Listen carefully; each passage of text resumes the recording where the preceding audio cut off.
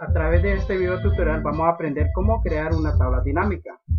Una tabla dinámica consiste en el resumen de un conjunto de datos atendiendo a varios criterios de agrupación, representado como una tabla de doble entrada que nos facilita la representación de dichos datos.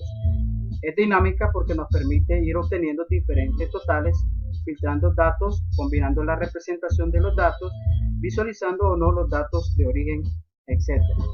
Veamos cómo podemos crear una tabla dinámica a partir de unos datos que ya tenemos. Una vez que tenemos los datos necesarios para crear la tabla dinámica, como vemos acá, damos clic en el botón insertar y damos clic en el icono de tabla dinámica. Y aquí tenemos el cuadro de diálogo donde vamos a crear la tabla dinámica.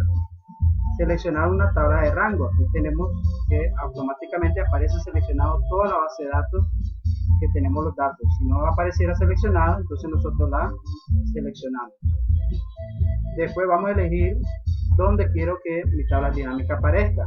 En este caso yo quiero que sea en una hoja de cálculo nueva, no la quiero en la misma hoja existente. Entonces le damos clic en nueva hoja de cálculo y damos clic en el botón aceptar.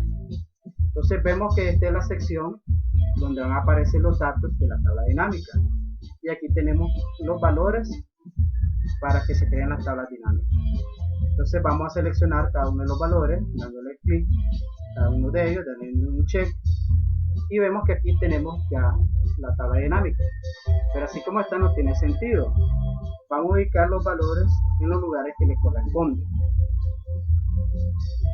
Los valores vamos a moverlos a rótulo de fila y la referencia vamos a moverlo a rótulo de columna.